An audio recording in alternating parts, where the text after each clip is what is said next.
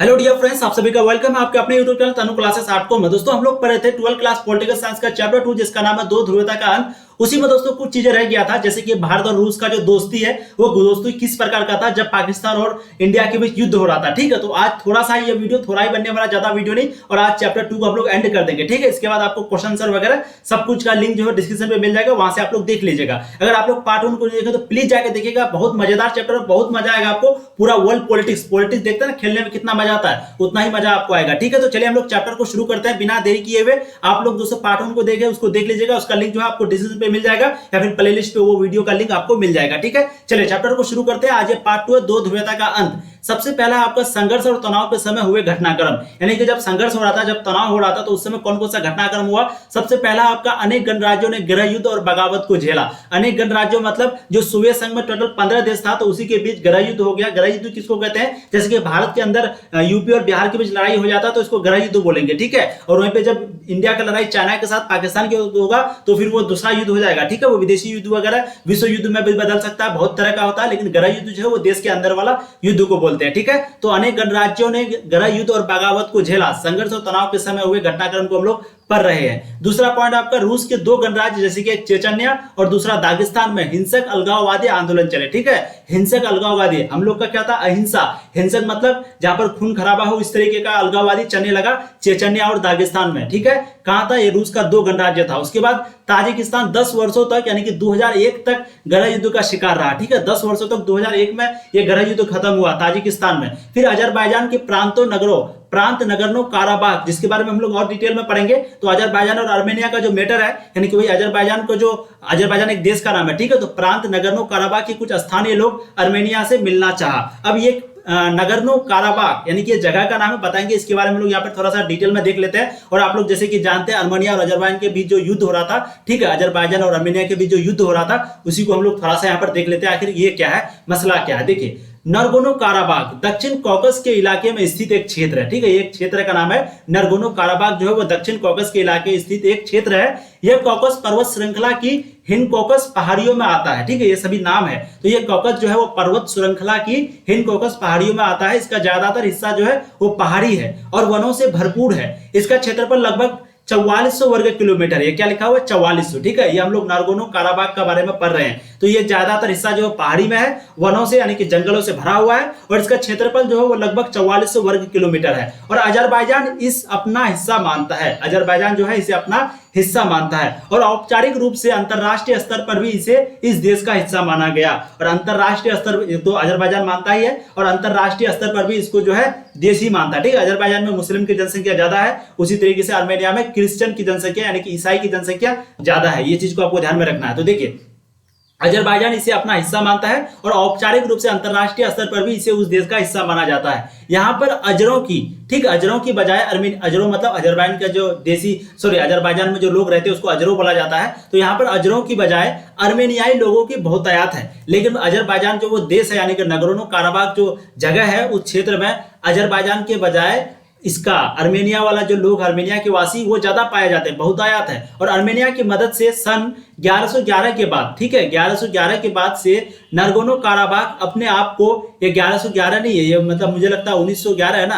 अच्छा, मैं आपको बताता हूँ लास्ट में। तो नरगोनो काराबाग अपने आप को वास्तविकता में अजरबैजान से अलग कर चुका और स्वतंत्र राष्ट्र की तरह अपने मामले संभाला। ठीक है, उससे अपना एक नाम दिया जिसका नाम था नरगोनो काराबाग, गणतंत्र रखा हुआ था, जिसे अजरबैजान को सख्त आपत्ति है। इस मतभेद को सुलझाने के लिए अजरबैजान और आर्मेनिया की सरकारों में समय समय पर बातचीत के दौर चलते रहते थे। अब ये क्या है 1100, अभी मैं आपको वीडियो के लास्ट में इसको क्लियर कर दूंगा, आपको टेंशन नहीं लेना है। ठीक है, तो नरगोनो काराबाग जो जगह है उसके बारे में अभी भी मैटर चालू है, अभी भी ये सॉल्व नहीं हुआ, और ये आपको कोई एग्जाम वगैरह में पूछा नहीं जाता है। बस मैंने आपको एक एक्स्ट्रा बात बता दिया कि भाई अजरबैजान के प्रांत नगरनो काराबाग के कुछ स्थानीय लोग जो है वो आर्मेनिया से मिलना चाहा। एक इंपॉर्टेंट पॉइंट था, ये कब हुआ था, संघर्ष और तनाव के बीच एक घटनाक्रम है। ठीक है, अब यहाँ पर और एक चीज है, जॉर्जिया में दो प्रांत स्वतंत्र चाहने लगा। जॉर्जिया में दो प्रांत जो है वो अपना आजादी चाहने लगा। मध्य एशियाई गणराज्यों में पेट्रोलियम का विशाल भंडार होने के कारण सितंबर 2001 में अमेरिका इस क्षेत्र में सैन्य ठिकाना बनाना चाहता था, जबकि ये क्षेत्र रूस, चाइना और अफगानिस्तान से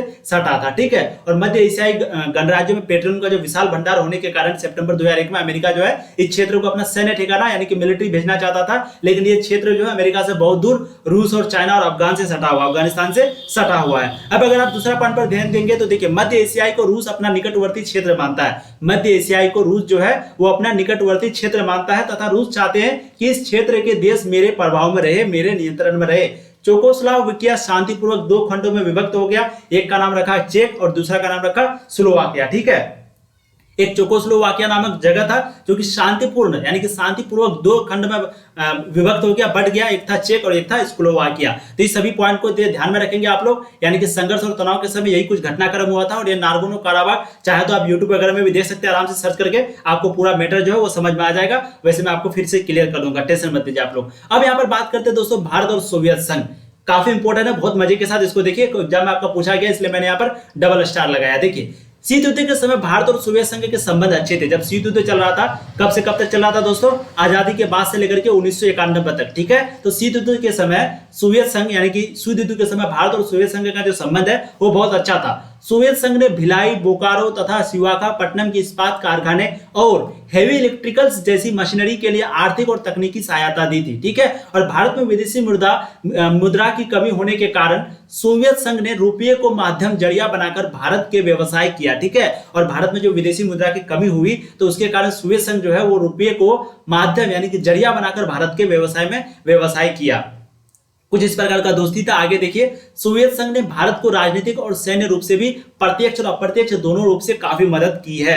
ठीक है, भारतीय रूप जो है राजनीतिक और सैन्य रूप से भी सोवियत संघ जो हम लोगों को काफी मदद किया है। जैसे 1971 में पाकिस्तान से युद्ध के दौरान मदद की थी। 1971 में पाकिस्तान से जब हम लोग को युद्ध हो रहा था तो उस समय सोवियत संघ ने ही मदद की थी। सैनिकों वैसे तो बहुत कोई मदद की थी, लेकिन उसमें से एक सोवियत संघ भी था और सैनिकों को प्रशिक्षण भी देते थे। ठीक है, देते हैं। और भारत के सैनिक के साथ कई बार रूस ने संयुक्त अभ्यास भी किया है। ठीक है, एक इंपॉर्टेंट पॉइंट यहाँ पर। तो भारत और रूस का, सोवियत संघ का रिलेशन कुछ इस प्रकार है। आगे भी देखिए, पूर्व साम्यवादी देश और भारत, पूर्व साम्यवादी देश और भारत। देखिए, भारत की विदेश नीति यानी कि फॉरेन पॉलिसी का एक महत्वपूर्ण पहलू रूस के साथ अच्छा संबंध का होना था।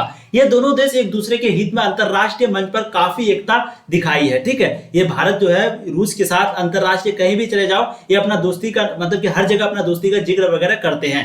भारतीय हिंदी फिल्म भी रूस में चलती है। एक इंपॉर्टेंट पॉइंट आप लोग देखिएगा, भारतीय हिंदी फिल्म जो है वो रूस में प्रचलित है।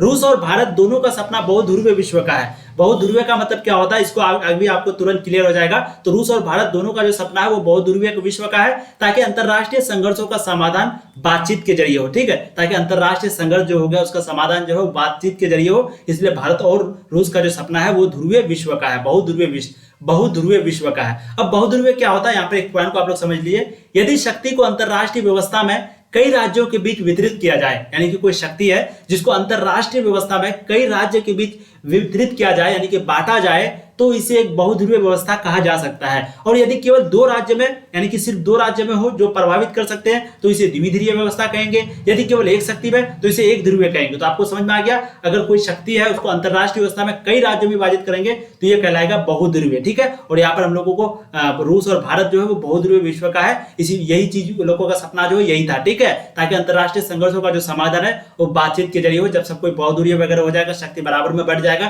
तो बहुध्रुवीय तो होगा ही, मैटर जो है वो आराम से ही सॉल्व होगा। ठीक है, अब आगे देखिए, संयुक्त राष्ट्र जैसी संस्था को लोकतांत्रिक, मजबूत और शक्ति संपन्न बनाया जाए। संयुक्त राष्ट्र जैसी संस्था को लोकतांत्रिक, मजबूत और शक्ति संपन्न बनाया जाए। 2001 के भारत रूस सामरिक समझौते में 80 द्विपक्षीय दस्तावेज पर हस्ताक्षर हुए। ठीक है, 2001 के भारत रूस सामरिक समझौते में 80 द्विपक्षीय दस्तावेज पर हस्ताक्षर हुए।